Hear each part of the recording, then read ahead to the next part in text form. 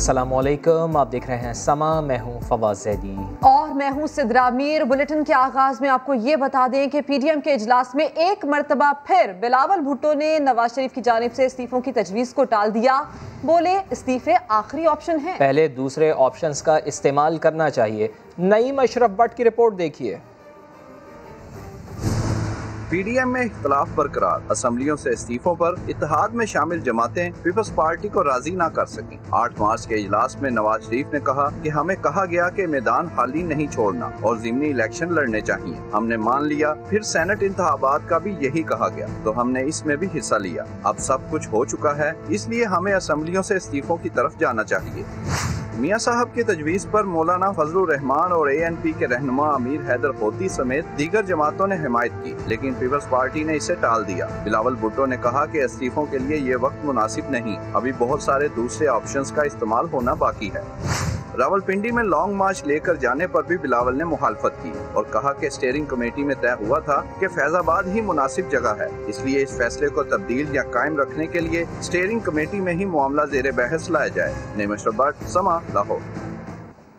यूसुफ रजा गिलानी को high court के बाद इलेक्शन कमीशन से भी रिलीफ मिल गया है। इलेक्शन कमीशन ने बतौर सेनेटर कामयाबी का नोटिफिकेशन रोकने की पाकिस्तान तहरीक इंसाफ की इस्तदा मुस्तरद कर दी है। मेंबर इरशाद कैसर कुरैशी ने रिमार्क्स दिए, अली हैदर गिलानी की वीडियो को बतौर सबूत मिनवान तस्लीम नहीं कर सकते।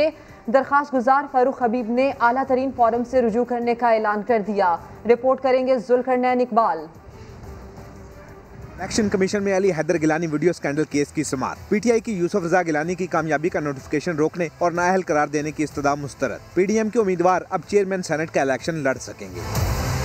PTI रहनुमाओं फारूक हबीब, मलिका बुखारी और कमर शुजब के वकील अली जफर ने मौक़िफ़ अपनाया कि वीडियो MNA जमील अहमद ने बनाई। वकील ने जमील अहमद का बयान हल्फी जमा कराया तो इलेक्शन कमीशन ने एतराज उठा दिया। मेंबर पंजाब अल्ताफ कुरैशी ने कहा, कैसे मालूम होगा कि बयान हल्फी उनका ही है। सवाल उठाया कि रिश्वत लेने वाला मुल्जिम होता है या गवाह। मेंबर KP इरशाद कैसर ने रिमार्क्स दिए कि वीडियो को बतौर सबूत मिनवान तस्लीम नहीं कर सकते। वीडियो को जांचने के लिए मयार सुप्रीम कोर्ट मुकर्रर कर चुकी है। फारूक हबीब ने फैसले के खिलाफ आला तरीन फोरम से रुजू का ऐलान कर दिया। जो हमारे सबूत हैं उन सबूतों के अंदर जान है और उस जान को इलेक्शन कमीशन जो है वो तस्लीम कर रहा है, जिसकी बुनियाद के ऊपर इनको नोटिस जारी किए गए हैं। मैं समझता हूँ कि हम अपने हाईएस्ट फोरम्स के ऑप्शंस को भी देखेंगे, सुप्रीम कोर्ट के ऑप्शन को भी देखेंगे। यूसुफ रजा गिलानी इस केस के फैसले के बाद वो सारी इखलाकी तकाजे जो होते हैं एक मेंबरान पार्लियामेंट बनने के वो हार चुके हैं। इलेक्शन कमीशन की वीडियो से मुतल्लिक बयान हल्फी देने वाले अरकान कौमी असम्बली कैप्टन फहीम खान और जमील अहमद खान को फरीक बनाने की हिदायत। यूसुफ रजा गिलानी और अली हैदर गिलानी को भी नोटिस जारी। आलिया हमजा की दरखास्त पर भी समाअत 22 मार्च को होगी।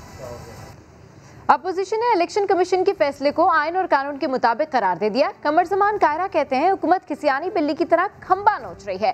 दावा किया कि फैसल वाउडा का नोटिफिकेशन जारी कराने के लिए इलेक्शन कमीशन पर दबाव डाला गया। राना सनाउल्लाह ने वाज़े अंदाज में बता दिया कि लीगी सेनेटर्स यूसुफ रजा गिलानी को ही वोट देंगे। करवाने तक हम चैन और सुकून से जो है वो नहीं बैठेंगे।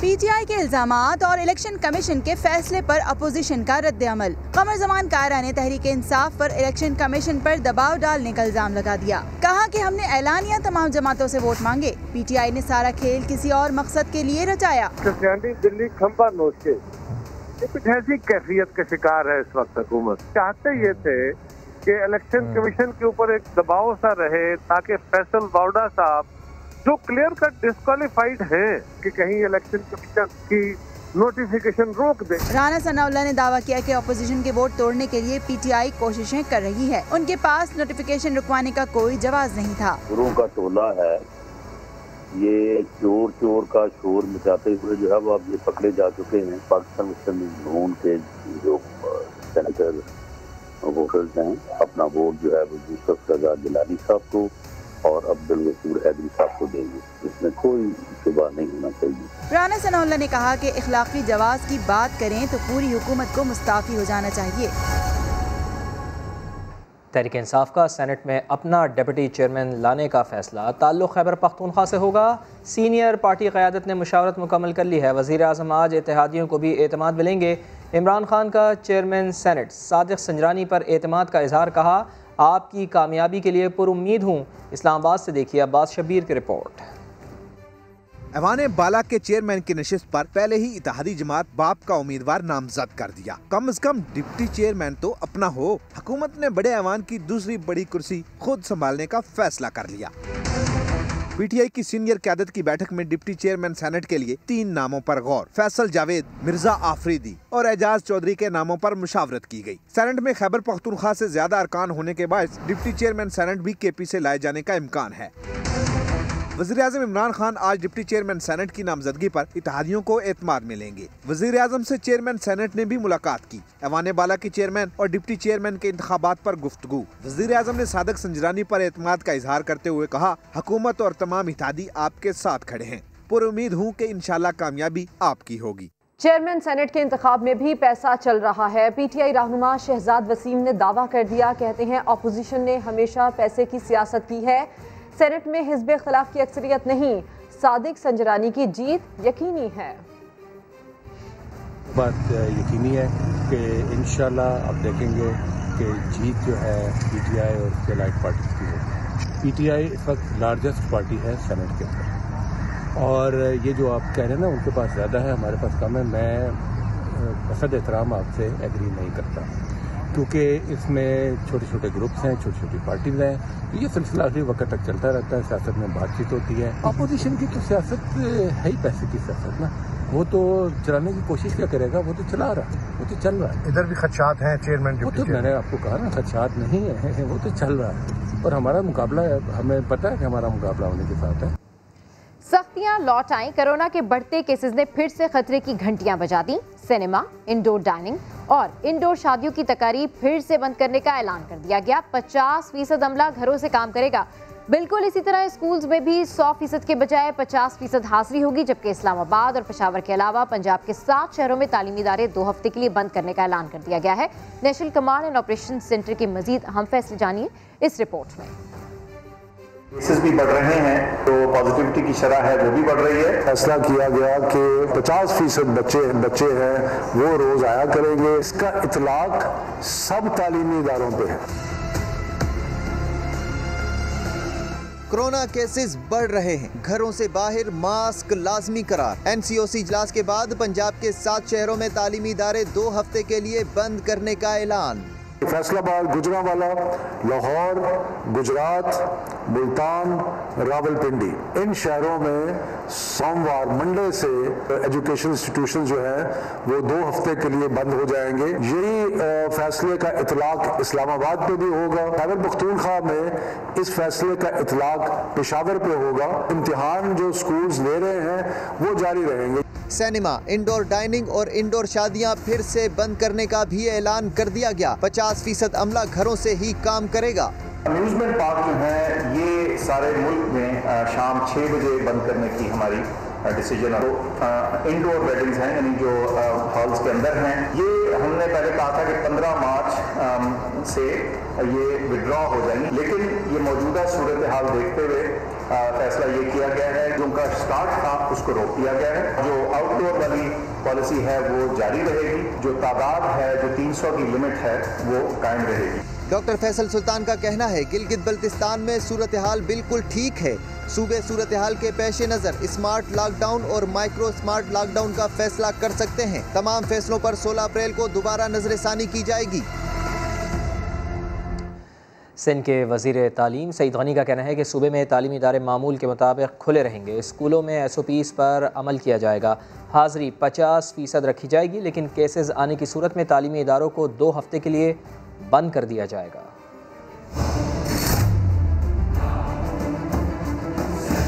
सूबा सिंध में, बलूचिस्तान में, खैबर पख्तूनख्वा के दीगर शहरों में हालात इतने ख़राब नहीं हैं कि वहाँ स्कूल फौरी तौर पर बंद करने पड़े। एग्ज़ाम्स जो है वो सर पर हैं, वो इम्तिहानात होने हैं। अगर तमाम स्कूल्स बंद होते हैं तो बहुत सारे तालीमी नुकसान का एक अंदेशा था।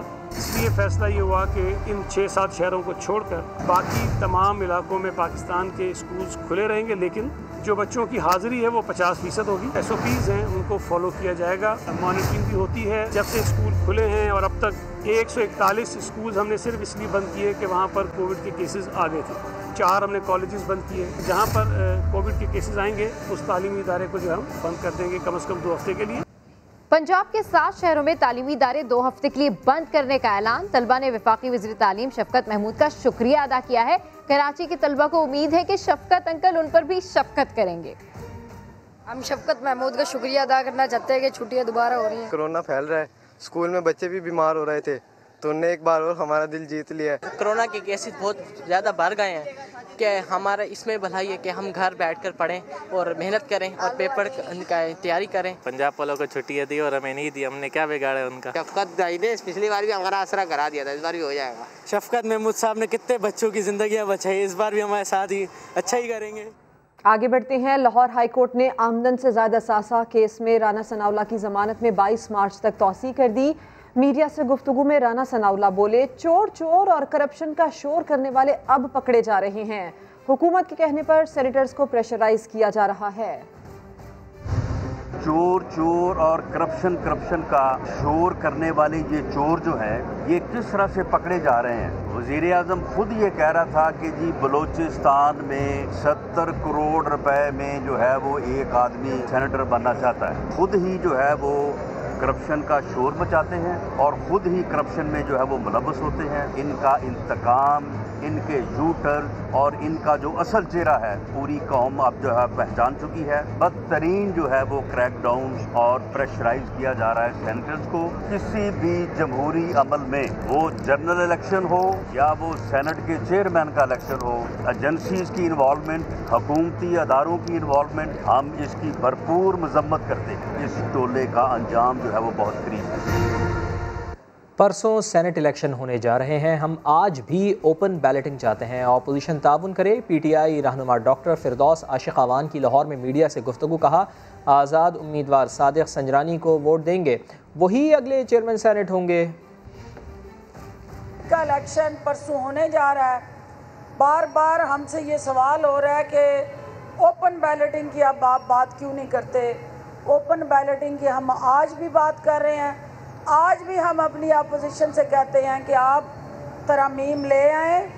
आप आज भी हमारे साथ बैठ के ओपन बैलेटिंग की तरफ कदम बढ़ा लें, वरना जो सेनेट का इलेक्शन है आप हाथ मलते रहेंगे। जो आज़ाद मेंबरान हैं वो सादिक संजरानी को वोट डालने जा रहे हैं और इंशाल्लाह अगला चेयरमैन सेनेट जो है वो सादिक संजरानी साहब होंगे।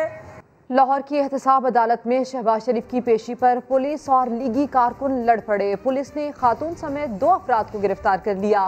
शाहिद हुसैन की रिपोर्ट देखिए। शहबाज शरीफ और हमजा शहबाज की मनी लॉन्ड्रिंग केस में पेशी। कारकुन नारे लगाते गाड़ी के आगे आ गए। इस दौरान पुलिस से लड़ाई पर एक मर्द और खातून कारकुन को हिरासत में ले लिया गया। गिरफ्तार खातून को छुड़ाने के लिए हर पेशी पर आने वाला लीगी कारकुन अतीक DSP के घुटने पकड़ता रहा, जिस पर पुलिस ने खातून को छोड़ा लेकिन दोबारा पकड़ लिया। एक बंदे को जब 15 लोग पकड़ के मारेंगे तो वो क्या करेगा? फिर उसकी जुबान तो चलेगी ना। हाँ, करा ले।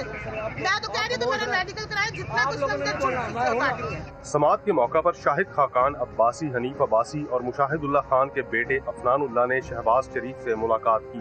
2.5 साल हो गए केस चल रहा है, आज तक केस है क्या किसी को पता ही नहीं है। एहतसाब अदालत ने नैब के गवाहों को जिरा के लिए दोबारा 18 मार्च को तलब कर लिया। कैमरामैन खावर महमूद के साथ शाहिद हुसैन, समा, लाहौर। लॉन्ग मार्च में PTM की सारी जमातें शरीक होंगी। लीगी रहनुमा एहसन इकबाल का कहना है कि 26 मार्च से मुल्क भर से काफिले रवाना होंगे। हम इस हुकूमत से अवाम को निजात दिलाएंगे। 26 मार्च को पूरे मुल्क से इस हुकूमत से निजात के लिए काफिले रवाना होंगे।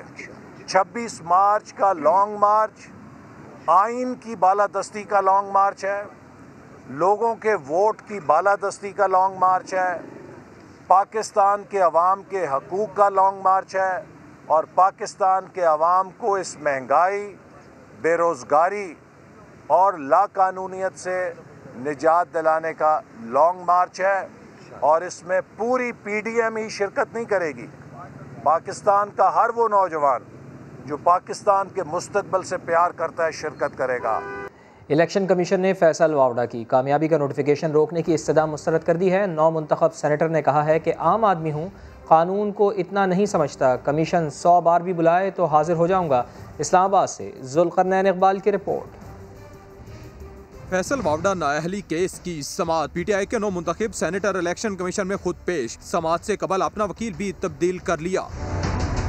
दौरान समाअत फैसल वावडा ने कहा, वालदा अलील थी, मेडिकल रिकॉर्ड साथ लाया हूँ। मेंबर कमीशन अल्ताफ कुरैशी ने कहा, आप मुअज़्ज़ज़ रुकन असम्बली हैं, आपकी बात पर यकीन है। मेंबर KP ने पूछा, क्या फॉर्म खुद फिल किया था? कागजात नामजदगी में कई अहम कालम खाली छोड़े हैं। फैसल वावडा ने जवाब दिया, आम आदमी हूँ, कानून को ज्यादा नहीं समझता, ये कानूनी नहीं सियासी केस है। ये भी कहा, कमीशन जब भी बुलाए पेश हो जाऊंगा। अल्लाह को मंजूर होना है वही होना है। उनकी जो नोटिफिकेशन की रोकने की सजा थी वो डिसमिस हो गई। फैसल वावडा के वकील ने कहा, आर्टिकल 62(1) के तहत नाअहली सियासतदान के लिए सजाए मौत होती है। वकील दरखास्त गुजार जहांगीर जदून की 9 मुंतखब सेनेटर की कामयाबी का नोटिफिकेशन रोकने की इस्तेदा मौक़िफ़ अपनाया कि फैसल वावडा ने दोहरी शरीयत पर झूठ बोला। इलेक्शन कमीशन ने इस्तेदा मुस्तरद करते हुए नाअहली केस की समाअत 18 मार्च तक। बोलो इस्लामाबाद में आपको दिखाते हैं सेक्टर G10 समेत मुख्तलिफ इलाकों में पार्किंग के मसाइल। जगह कम होने और गलत पार्किंग की वजह से ट्रैफिक जैम मामूल बन चुका है, लेकिन मुतालिका इदारों की इस तरफ कोई तवज्जो नहीं। मेरा नाम ज़िशान चांडिया है और मैं वफाकी दारुल हुकूमत इस्लामाबाद के सेक्टर G10 का रिहायशी हूँ। इस्लामाबाद कहने को तो पाकिस्तान का सबसे तरक्की याफ्ता शहर है, लेकिन पार्किंग की नामुनासिब सहूलियात इस बड़े शहर का सबसे बड़ा मसला है, जिसका जहां जी चाहे गाड़ी खड़ी करके चलता बने। फिर चाहे ट्रैफिक जाम रहे, शहरी परेशान रहे, ना गलत पार्किंग करने वालों को कोई परवाह, ना ही CDA को। जगह जगह बने शॉपिंग मॉल्स और प्लाजों में भी पार्किंग की सहूलत जरूरत से कहीं कम है। खमियाजा भुगतना पड़ता है हमें, इस शहर के रहने वालों को। फुटपाथ पर खड़ी गाड़ियों और मोटरसाइकिलों ने तो हमसे पैदल चलने का हक भी छीन लिया है। CDA इस तरफ ध्यान कब देगा? हमारी मुश्किलात कब हल होंगी?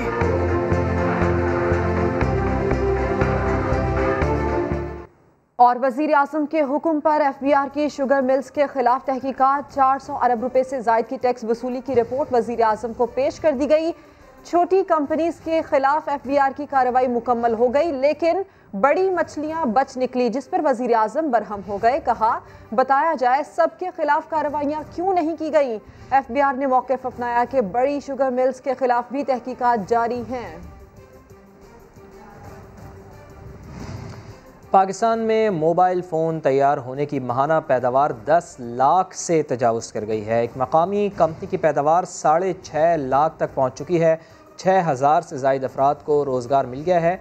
मज़ीद हज़ारों मुलाजमतों के मौक़े मौजूद हैं। तो ये बड़ी अच्छी खबर देखने में आ रही है। पाकिस्तान में मोबाइल की प्रोडक्शन के हवाले से पाकिस्तान में मोबाइल फ़ोन तैयार होने की माहाना पैदावार 10 लाख से तजावुज़ कर गई है और एक मकामी कंपनी की पैदावार 6.5 लाख तक पहुंच चुकी है। 6000 से ज़ायद अफराद को रोज़गार भी मिला है और ये उम्मीद की जा रही है कि मज़ीद हज़ारों मुलाजमतों के मौक़े भी मौजूद हैं। आपको बताएं कि ये बड़ी एक अच्छी खबर आ रही है कि पाकिस्तान मकामी मोबाइल फ़ोन्स की जल्द बरामद भी शुरू कर देगा। इंजीनियरिंग डेवलपमेंट बोर्ड की जानिब से ऐसा बताया गया है। पाकिस्तान जल्द माहाना 36 लाख सेट्स की मकामी तलब पूरी करने के काबिल हो जाएगा। मोबाइल फ़ोन्स की मकामी पैदावार के लिए टैक्सेस में रियायत के नताइज भी आना शुरू हो गए हैं। तो पाकिस्तान जल्द ही माहाना 36 लाख सेट्स की मकामी तलब पूरी करने के भी काबिल हो जाएगा। तो पाकिस्तान में मोबाइल फ़ोन की बढ़ती हुई मांग और ऐसे में पाकिस्तान में जो मोबाइल फ़ोन तैयार हो रहे हैं उसकी माहाना पैदावार 10 लाख से तजावुज़ कर गई है। एक मकामी कंपनी की पैदावार 6.5 लाख तक पहुंच गई है। इंजीनियरिंग डेवलपमेंट बोर्ड के तर्जुमान आसिम अयाज साहब हमारे साथ मौजूद हैं। आसिम अयाज साहब, ये तो पाकिस्तान के लिए बहुत अच्छी खबर आ रही है और ये भी खबर है कि पाकिस्तान जल्द ही मोबाइल फ़ोन बरामद करने के काबिल भी हो जाएगा। बिस्मिल्लाहिर्रहमानिर्रहीम। जी ज़रूर, बिल्कुल ये अच्छी खबर है। ये जो मोबाइल पॉलिसी है पिछले फाइनेंस बिल में अनाउंस हुई थी, उसके समर आना शुरू हो गए हैं। 3 कंपनी जिन्होंने अभी ट्रायल प्रोडक्शन शुरू कर दी है, उनकी 1 मिलियन कैपेसिटी है पर मंथ, और जो एग्जिस्टिंग कंपनीज हैं वो भी अपनी प्रोडक्शन कैपेसिटी बढ़ा रही है।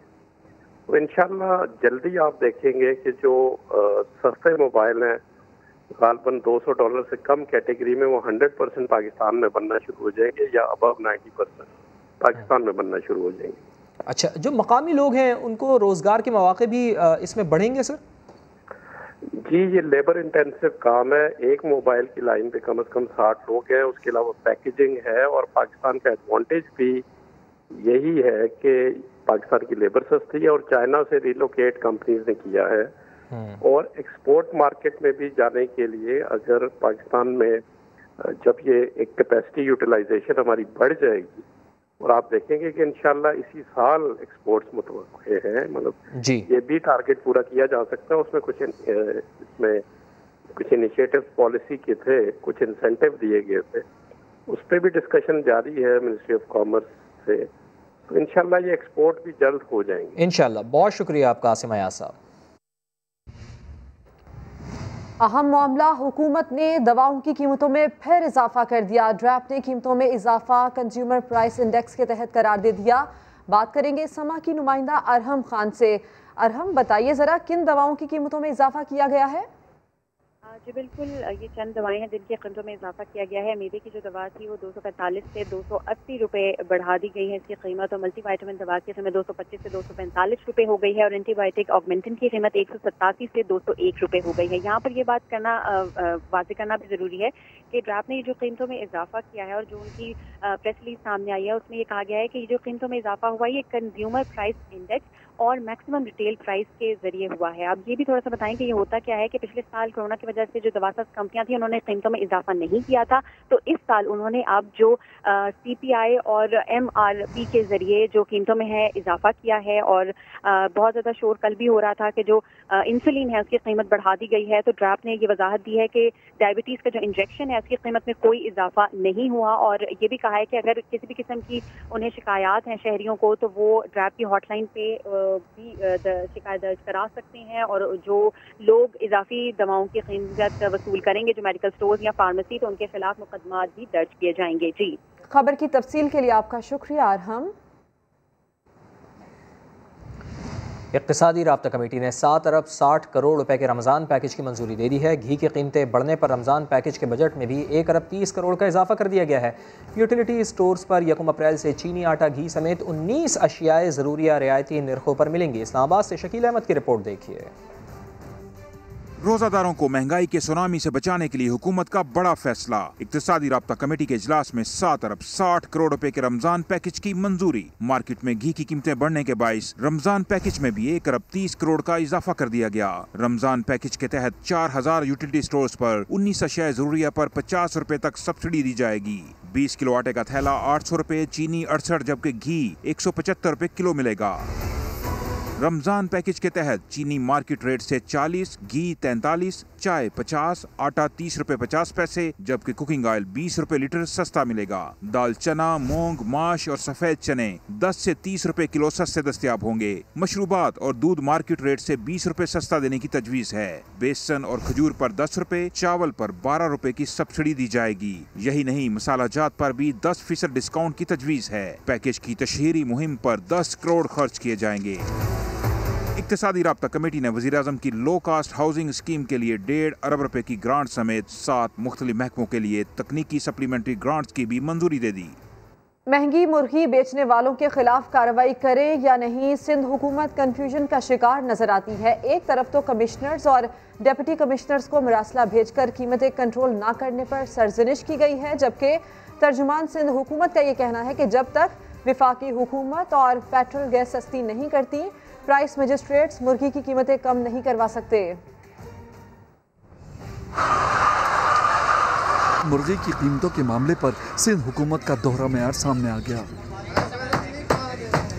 सरकारी मरासलों में तो मुर्गे की कीमतें कंट्रोल न करने का जिम्मेदार कमिश्नर्स और डिप्टी कमिश्नर्स को करार देकर सख्त कार्रवाई की हिदायत जारी की जा रही हैं, मगर तर्जुमान सिंध हुकूमत मुर्तज़ा वहाब कमिश्नर्स की कारकर्दगी का दिफा करते नजर आ रहे हैं।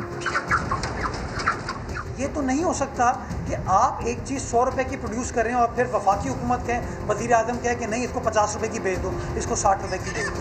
तो उनको भी हक हासिल है पैसे कमाने का। इसलिए मैं समझता हूँ कि वफाकी हुकूमत बार बार गलत बयानी करती है।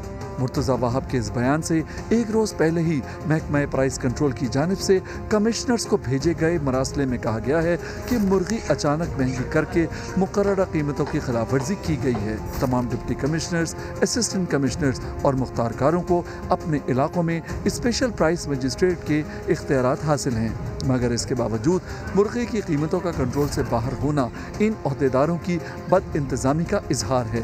प्राइस मजिस्ट्रेट्स ने ज़ख़ीरा अंदोज़ों और मुनाफाखोरों के खिलाफ कोई कानूनी कार्रवाई नहीं की है। इंतज़ामी अहदेदारों को एक बार फिर ये हिदायत की जाती है कि वो मुर्गी की महंगाई के जिम्मेदारों के खिलाफ क्रैकडाउन करें। सिंध सरकार आबाद वालों की सुन नहीं रही, अब नैब निपटेगा। वफाकी हुकूमत ने आबाद के सिंध सरकार के पास ज़ेरे इल्तवा केसेस नैब को भेजने का फैसला कर लिया है। शहबाज गिल ने बताया है कि आबाद वालों से रिश्वत मांगी जा रही है, उन्हें तंग किया जाता है। 269 केसेस ऐसे हैं जो पेंडिंग पड़े हुए हैं आबाद के सिंध डेवलपमेंट अथॉरिटी के पास। ये टोटल तकरीबन 7 लाख लोगों की नौकरियों का सवाल है, रोजगार का सवाल है। सो फेडरल गवर्नमेंट ने अपना तमाम रोल प्ले किया, बार बार रिमाइंडर दिए गए सिंध गवर्नमेंट को, और बार बार तंबीह के बावजूद आज दोबारा आबाद ने ये सबमिशन की कि उनके ये केसेस आगे नहीं जा रहे, रिश्वत मांगी जाती है, तंग किया जाता है, डिले किया जाता है। आज प्राइम मिनिस्टर ऑफ पाकिस्तान ने यह फैसला किया कि ये 269 केसेस जो हैं ये नैब को भेजे जाएंगे। और पंजाब में इस साल गंदम की भरपूर पैदावार मुतवक्के है। फसल बीमारियों से महफूज, माहिरीन पुरुमीद हैं कि मुल्क में गंदम की किल्लत का सामना नहीं करना पड़ेगा। मोहम्मद लुकमान की रिपोर्ट। वज़ीर आज़म पाकिस्तान इमरान खान ने कोई भूखा नहीं सोएगा प्रोग्राम का आगाज़ कर दिया है, जिसके तहत मोबाइल गाड़ियाँ गरीब बस्तियों में खाना तकसीम करेंगी। इमरान खान को प्रोग्राम पर ब्रीफिंग दी गई। वज़ीर आज़म ने गाड़ियों और खाने के मयार का जायजा लिया, मुस्तहिक अफराद में खाना भी तकसीम किया। इस मौके पर उनका कहना था कि प्रोग्राम मुल्क को फलाही रियासत बनाने का आगाज़ है।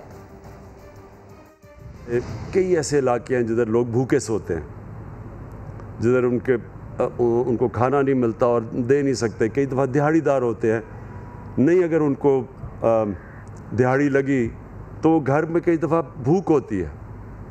तो हम जो इसको एक फलाही रियासत बनाने जा रहे हैं, ये उसका आगाज़ है। ख्वाब ये है कि ये एक इस तरह की सर्विस बन जाएगी कि सारे पाकिस्तान में हमारे ये ट्रक फिरेंगे, और ख़ास तौर पे शहर के इलाकों में जिधर कई गरीबों की बस्तियाँ हैं, जिधर भूख ज़्यादा है, तो ये उन लोगों के ऊपर, ये सारे इलाकों के अंदर हम इंशाल्लाह इसको शुरू करेंगे। पेशावर में कोरोना वायरस से मुकाबले के लिए बुजुर्ग शहरी आ गए मैदान में। बुजुर्गों ने कोरोना से बचाव के टीके भी लगवाए और साथ ही आगाही मुहिम भी शुरू कर दी है। राहम यूसुफ जई की रिपोर्ट। कोरोना वैक्सीन का टीका लगवाने के लिए बेताबी से मुंतजिर यह है पेशावर का 75 साला मोहम्मद अनवर, जिन्होंने कोरोना वैक्सीन से मुतालिक तमाम खदशात को डाला पसिपुश्त और बारिश का पहला कतरा बनकर किया खुद को टीके के लिए पेश। सारे बूढ़ों से कहता हूँ, मत डरो, मत घबराओ और बीमारी का मुकाबला करो। मुकाबला नहीं तो जो बीमारी से तो अपने आप को बचाओ कम अज कम। मोहम्मद अनवर को देखकर दीगर बुजुर्ग भी आमादा हुए टीके लगवाने के लिए। हम जैसे उम्र के लोग हैं उनको तो ज़रूरी लगाना चाहिए, क्योंकि ज़ाहिर है इसी तरीके से मुल्क में खतरा का ख़त्म होगा। बुजुर्गों की भीड़ देखकर इंतजामिया ने भी फैसला किया कोरोना वायरस की वैक्सीन का दायरा बढ़ाने का। 6 बजे तक खुला रहेगा, हमारे पास वैक्सीन मौजूद है, वैक्सीन की कोई कमी नहीं है। और जितने भी लोग वॉक इन पे आएंगे और जिनके कोड आए हुए हैं वो आके वैक्सीन लगाएंगे। खैबर पख्तूनख्वा में 4000 से ज्यादा बुजुर्ग शहरियों ने वैक्सीन लगवाने के लिए रजिस्ट्रेशन की है। कैमरामैन आबिद खान के साथ रहम यूसुफ जई, समा, पेशावर। और एक गुब्बारे ने हिंदुस्तान की हवा निकाल दी। इंडिया की न्यूज़ एजेंसी ने रिपोर्ट किया है कि एक जहाज़नुमा गुब्बारा जिस पर PIA लिखा था मकबूजा कश्मीर के कस्बा हीरानगर के गांव सूथरा चाक पर उतर गया। PIA का गुब्बारे वाला जहाज़ देखकर काबिज फोर्सेस में खलबली मच गई।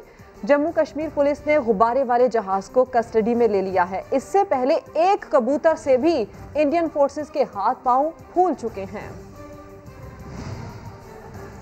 कुछ दीगर खबरें। चेयरमैन सेनेट के इंतखाब में वोट का किरदार, बिलावल खुद जाने को तैयार। पीपल्स पार्टी रहनुमाओं ने MKM को एक और ऑफर दे दी। पार्टी जराये के मुताबिक अगर MKM राजी हो जाए तो चेयरमैन बिलावल भुट्टो MKM के मरकज जाएंगे। इसी पर मजीद बात करेंगे संजय साधवानी से। बताइए संजय। जी बिल्कुल, पीपल्स पार्टी के रहनुमाओं ने MKM को एक ऑफर की है कि आपकी तरफ से ग्रीन सिग्नल आएगा तो बिलावल भुट्टो जरदारी MKM मरकज बहादुराबाद आएंगे और खुद आकर आपसे वोट मांगेंगे। आप हमें ग्रीन सिग्नल दे दें, राजी हो जाए, हमें वोट देने का फैसला करें। आपके मुतालबात पर भी गौर किया जाएगा। जो मकामी हुकूमतों के हवाले से नया कानून बनाना चाह रहे हैं आप, उसमें भी आपसे बातचीत हो सकती है, लेकिन सबसे पहले आप राजी हो जाएं यूसुफ रजा गिलानी को वोट देने के लिए, जिसके बाद मुख्तलिफ जो आपके मुतालबात हैं उन पर बात होगी और बिलावल भुट्टो जरदारी खुद आपके मरकज आने को तैयार हैं। जी, तो सेनेट चेयरमैन के वोट पर बड़ा गेम चल रहा है। पाकिस्तान पीपल्स पार्टी MKM को राजी करने की कोशिशों में मसरूफ है। संजय, खबर की तफसील के लिए शुक्रिया। अभी लेंगे ब्रेक, जिसके बाद आप देख पाएंगे प्रोग्राम 7 से 8। आप देखते रहिए समा।